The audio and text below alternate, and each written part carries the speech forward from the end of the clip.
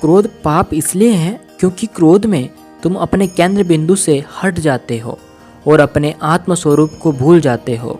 उस समय तुम्हारा ध्यान अपनी असीम दिव्यता की ओर नहीं रहता, तुम बहुत क्षुद्र दिनहीन बन जाते हो। इसलिए क्रोध पाप है, ईर्ष्या भी पाप है, अपराध भाव भी पाप है। क्यों? इसलिए कि अपराध भाव में तुम सारे कर्मों का कर्ता आत्मा को नहीं मान रहे।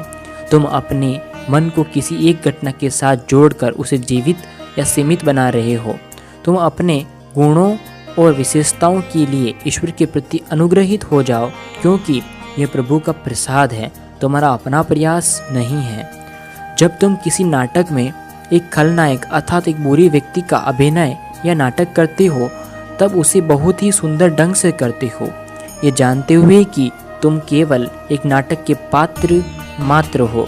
अपने अभिनय को पूरी ईमानदारी से निभाते हो, उसमें तुम अपनी सच्ची सत्ता को नहीं भूल जाते। संस्कृत भाषा में एक कहावत है, दुर्जनम प्रथमामम वंदे स्वजनम तदार्त्रम, अर्थात पहले बुरे व्यक्ति को प्रणाम करो और बाद में अच्छे को, क्योंकि बुरा व्यक्ति अपनी कीमत पर तुम्हें अच्छाई का महत्व बता रहा है। उसकी बुरे कृत्य से हमें कुछ सीखने को मिल रहा है। जेल के किसी अपराधी से केवल उसके अपराध के लिए ही हमें उससे घृणा नहीं करनी चाहिए, क्योंकि वह अपराधी भी परमात्मा का ही स्वरूप है। किसी नशीले पदार्थ का सेवन करने वाले से घृणा क्यों? उसने तो अपने कृत्य से तुम्हें एक जीवंत सीख दी है।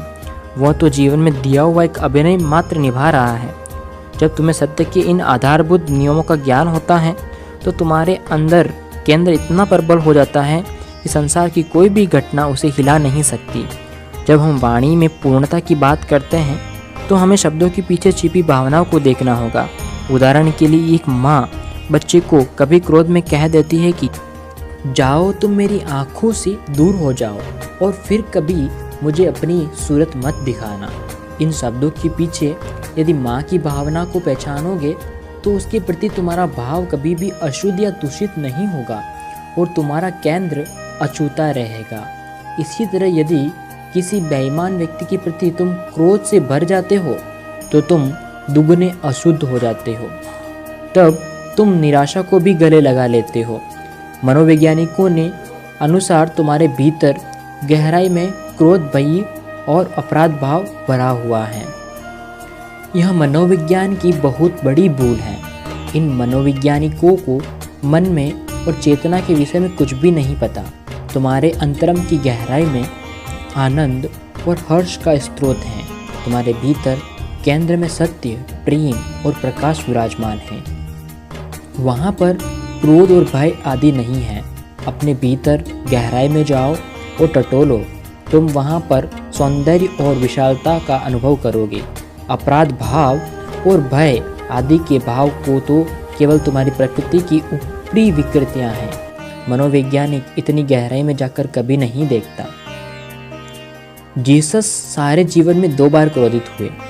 उन्होंने क्रोध में चिल्लाकर लोगों को मंदिर से बाहर निकाल दिया था। कृष्ण ने भी एक बार अपना प्रण तोड़ा। उन्होंने कहा था, मैं कभी भी शस्त्र हाथ में नहीं लूँगा। परंतु महाभारत के युद्ध में जब भीष्म पितामह को जितना कठिन हो गया था तो वे सुदर्शन चक्र हाथ में लेकर क्रोध में बोले, तुम धीमे पड़ते हो या नहीं, मैं तुम्हें समाप्त कर दूंगा। यह क्या है? हर प्रकार की संवेदना या भावना तुम्हारी भीतरी खिलावट बन सकती हैं। वह तुम्हारे अंतरम केंद्र तक पहुंचा सकती हैं, तुम्हें संपूर्णता में ले जा सकती हैं। इसलिए केवल बाह्य कृत्यों में पूर्णता को मत ढूंढो। बाह्य कृत्य तुम्हें भ्रम में डाल सकते हैं। जैसे एक डॉक्टर ऑपरेशन के समय मरीज का शरीर चाकू से काट कर खोल देता है, परंतु उसके पीछे उसका आशय बिल्कुल भी दूसरा होता है और ऑपरेशन में कुछ लोग मर भी जाते हैं। ऐसा ही नहीं, हर एक कृत्य में कोई न कोई त्रुटि तो रह ही जाती है। तुम चाहे किसी भी कृत्य को देख लो, तुम दान देते हो तो उसमें भी कुछ न कुछ कमी या दोष आ जाता है। दान देने में तुम दूसरे व्यक्ति के आत्मगौरव और आत्मसम्मान को नीचा गिरा रहे हो। फिर भी भावना के स्तर पर, वाणी के स्तर पर और काफ़ी हद तक कृत्य के स्तर पर भी शुद्धता या पूर्णता लाई जा सकती है। यदि विकृतियाँ या विकार आते भी हैं तो उनका अधिक महत्व देना उन पर अधिक ध्यान नहीं देना चाहिए, क्योंकि दोस्तों जीवन में जिस चीज़ पर भी अधिक ध्यान दिया जाता है वह हमारे जीवन में और फलती फूलती है। विकार तो कपड़े पर पलटी या पड़ी हुई सरवटों के समान है। जब तुम किसी के क्रोध, लोभ या काम वासनाओं को लेकर उसी में अटक जाते हो, उस पर बहुत गौर करने लगते हो, तो ये सब प्रवृत्तियाँ तुम्हारे भीतर ही भीतर उतर कर चित्त में सदा के लिए स्थापित हो जाती हैं। पशु भी काम वासना में उतरते हैं और वहीं पर बात समाप्त कर देते हैं। उसके बारे में हर समय सोचते नहीं रहते जब तक कि फिर से वैसा मौसम या समय नहीं आ जाता। परंतु मनुष्य का मन तो हर समय काम वासना का चिंतन करता दिखाई पड़ता है। गीता में कृष्ण भी अर्जुन को कई बार कहते हैं, हे अर्जुन, तुम देखो तुम्हारे मन को क्या हुआ है। यदि तुम विकारों को अपने मन में सत्ता दोगे तो वे एक विकार से दूसरे विकार में बदलते रहेंगे और इस प्रकार वे और भी दृढ़ हो जाएंगे। मन को शांत करके विश्राम करो। बस यही याद रखो कि इस संसार में जो भी मिल रहा है या हो रहा है वह मेरे कृष्ण द्वारा ही हो रहा है। यह सब एक स्वप्न की भांति जानो, इसे केवल एक नाटक की भांति देखो। इस प्रकार से तुम अपनी आत्मा के केंद्र में रह सकते हो या स्थित हो सकते हो। रामायण में एक सुंदर सा वर्णन है दोस्तों। भगवान राम और लक्ष्मण इस महाकाव्य रामायण के दो मुख्य पात्र हैं। एक बार श्री राम को एक विष बाण नाग शास्त्र लगा और उनके भक्त गरुड़ ने उनकी जीवन रक्षा की, परंतु बाद में गरुड़ के मन में एक शंका उपजी। आज तक मैं सोचता आया कि भगवान राम ही सबके रक्षक हैं और वहीं मुश्किल में मेरी सहायता करेंगे, परंतु आज यदि मैंने उन्हें बचाया ना होता तो वे मर गए होते। आज उन्हें मेरी सहायता की आवश्यकता पड़ी, अर्थात मैं उनसे अधिक बलशाली हूँ। यह जिन्हें मैं असाधारण या ईश्वर समझता था, यह तो मेरी मदद बिना साधारण व्यक्ति की तरह आज ही मर जाते। अब मैं इनकी शरण कैसे लूँ?